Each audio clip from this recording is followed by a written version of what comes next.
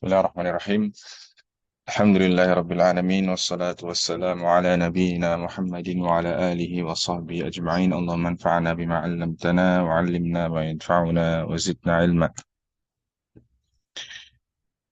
Alhamdulillah, kembali lagi kita lanjutkan membaca hadis-hadis di kitab Umdatul Ahkam karya Al-Hafidz Abdul Ghani Al-Maqdisi rahimahullahu taala dengan penjelasan ringkas yang ditulis Fadilatul Syekh Dr. Mansur As-Saqub hafizahullah taala, dan kita masih di Kitab At-Taharah di bab Al-Janabah, dan kita masuk ke hadis nomor 38. Ya. An Ummi Salamah radhiyallahu taala anha zaujin Nabi sallallahu alaihi wasallam qalat. Dari Ummu Salamah, semoga Allah meridhai beliau, beliau ini merupakan istri Nabi sallallahu alaihi wasallam, ya. Nama aslinya adalah Hindun binti Abi Umayyah. Nama aslinya Hindun binti Abi Umayyah.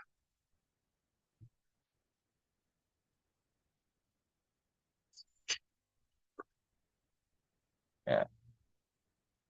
Dan beliau ini ya wafat di usia ke 84 tahun, ya. Usianya 84 tahun, wafat pada tahun 62 Hijriyah. Ya. Dan beliau meriwayatkan sekitar 378 hadis, ya, dari Nabi Shallallahu alaihi wasallam. Ya. Beliau menceritakan Ja'at Ummu Sulaim imra'atu Abi Talha. Pada suatu hari Ummu Sulaim, ya, istrinya Abu Talha ini, ya, menghadap atau, ya, bertemu dengan Nabi Shallallahu alaihi wasallam, ingin menanyakan, ya, tentang perkara agama, ya, menghadap kepada Nabi Shallallahu alaihi wasallam.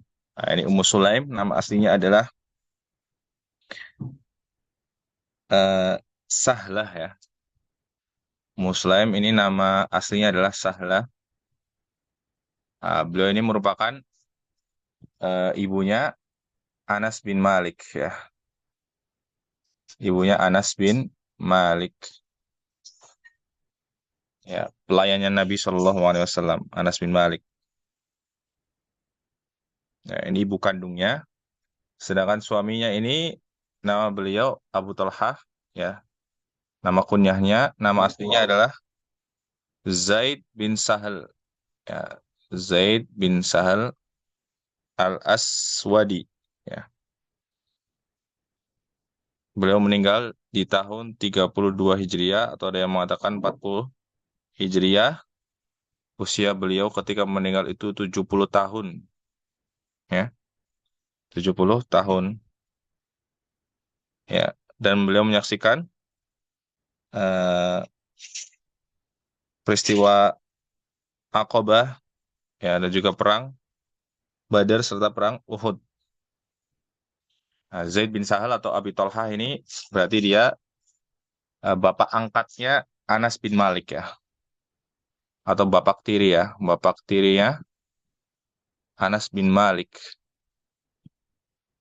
ya, karena ayah kandung beliau Anas bin Malik, yaitu Malik, ya, namanya Malik bin An-Nadhr, itu sudah meninggal, ya, sudah meninggal, ya, sehingga kemudian ibunya Ummu Sulaim ini menikah lagi dengan Abi Tolhah atau yang bernama Zaid bin Sahal ini, ya.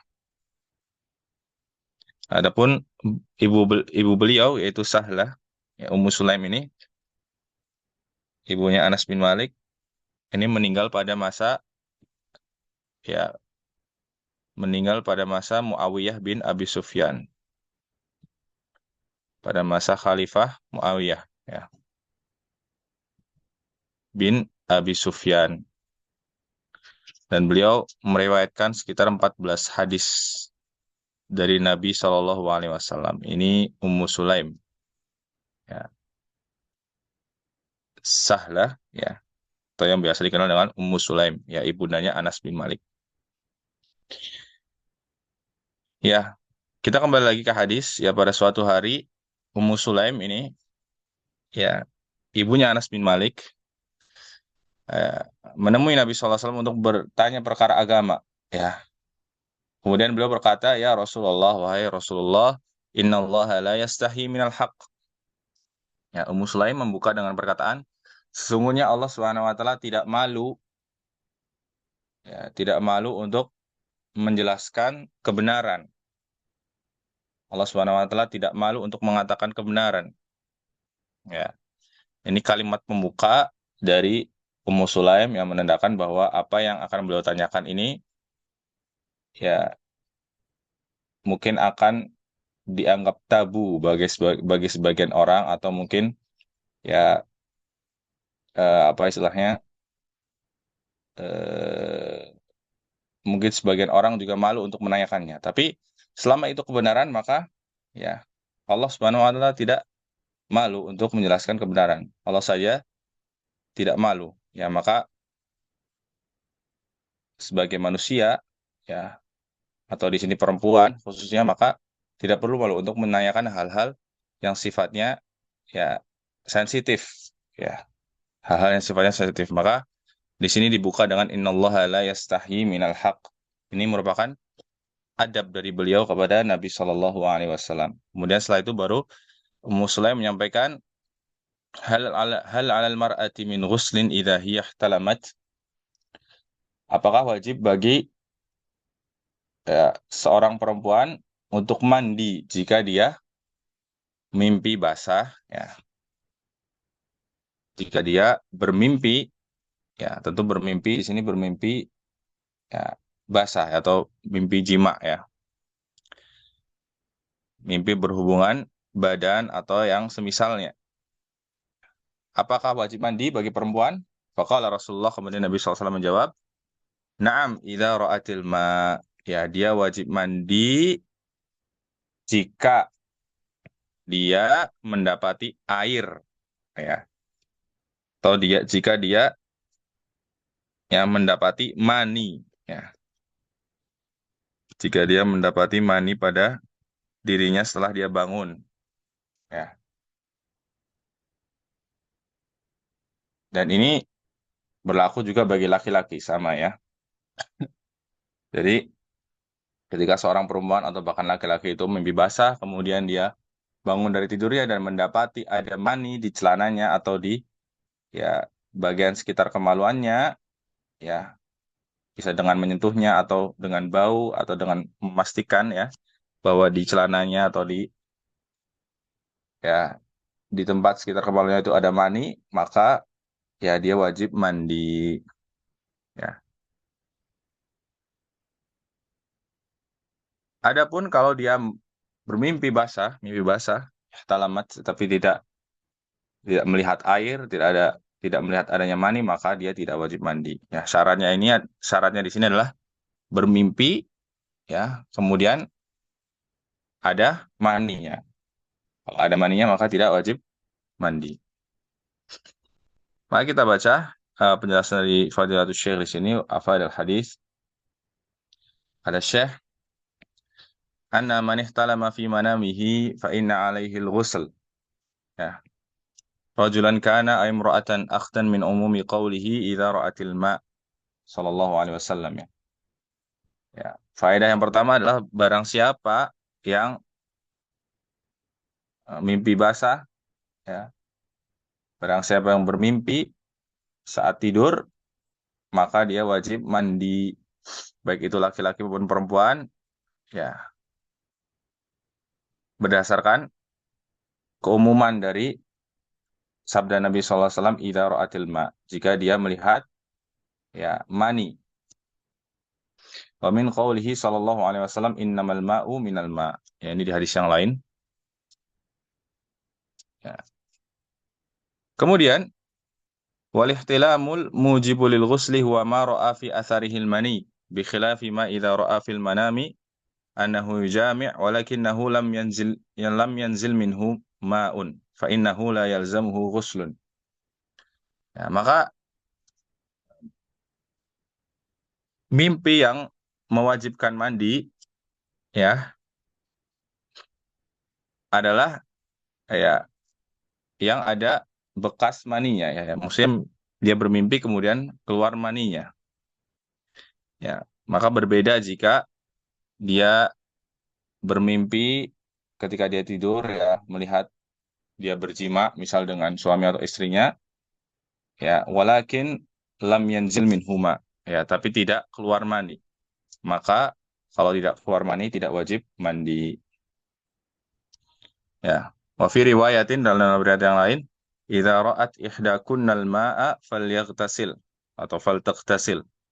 Nabi mengatakan jika salah seorang di antara kalian wahai para wanita ya mendapati mani ya melihat mani maka hendaklah kamu mandi. Ya, faru'yatul ma syartun lil ghusli. Nah, maka di sini jelas ya melihat mani atau memastikan adanya mani itu menjadi syarat ya seorang itu mandi ya. Syarat seorang itu diwajibkan untuk mandi.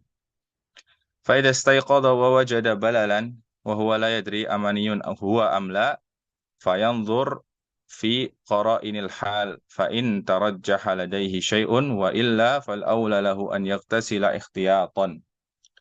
Lalu bagaimana jika dia ragu ya, dia bangun dari tidur kemudian dia mendapati basah pada celananya atau pakaiannya tadi di sekitar kemaluannya dan dia tidak tahu apakah ini mani atau bukan ya, maka dia coba menganalisis ya. Dia coba menganalisis, dia coba ingat-ingat ya, dia coba lihat airnya ini air apa? Apakah air mani atau madhi ya atau air kencing misalnya. Fa in tarajjaha ladaihi syai'. Kalau jelas perkaranya misalnya mani berarti mandi. Kalau ternyata madhi berarti tidak mandi ya. Tapi ya kalau tetap ragu-ragu ya,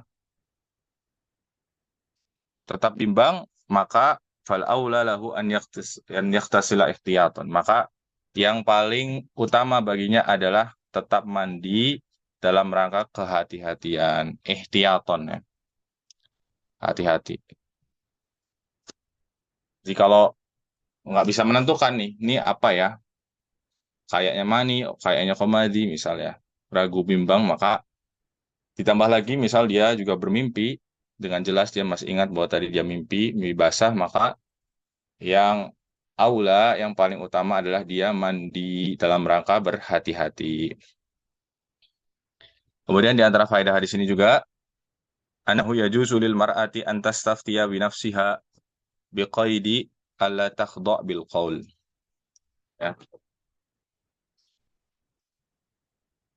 Jadi bagi perempuan maka hukumnya boleh untuk ya meminta fatwa secara langsung ya atau bertanya perkara agama kepada seorang alim atau ustadz ya laki-laki ya secara langsung itu boleh ya hukumnya.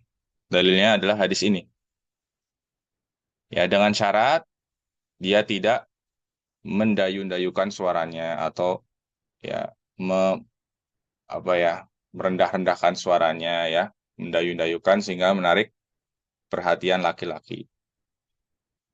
Maka selama dia bertanya dengan tegas dengan suara yang ya biasa gitu ya, tidak dengan suara yang menggoda, maka ini dibolehkan seorang wanita itu bertanya langsung kepada seorang ustadz atau seorang alim ya. Demikian. Jadi hukumnya boleh. Apalagi ini perkara agama, perkara yang penting. Tentunya kalau di sana ada ustazah ya atau eh, orang alim ya perempuan ya, tentu ini lebih baik. Tapi kalau misal nggak ada, adanya ustadz misal dan dia harus bertanya tentang perkara agama yang penting bagi dirinya dan ini bahkan perkara yang sensitif misal, maka dibolehkan ya dia bertanya langsung ya dengan syarat tadi ya dia tidak melemah lembutkan suaranya atau mendayukan suaranya sehingga bisa ya, menimbulkan fitnah. Nah, demikian yang bisa kita pelajari dari hadis ke-38 ini. Semoga eh, ini bermanfaat. Tutup subhanakallahumma bihamdika asyhadu an la ilaha illa anta astaghfiruka wa atubu ilaik. Sallallahu alaihi Muhammadin wa ala alihi wa sahbihi ajma'in wa akhiru da'wana alhamdulillahirabbil alamin. Assalamualaikum warahmatullahi wabarakatuh.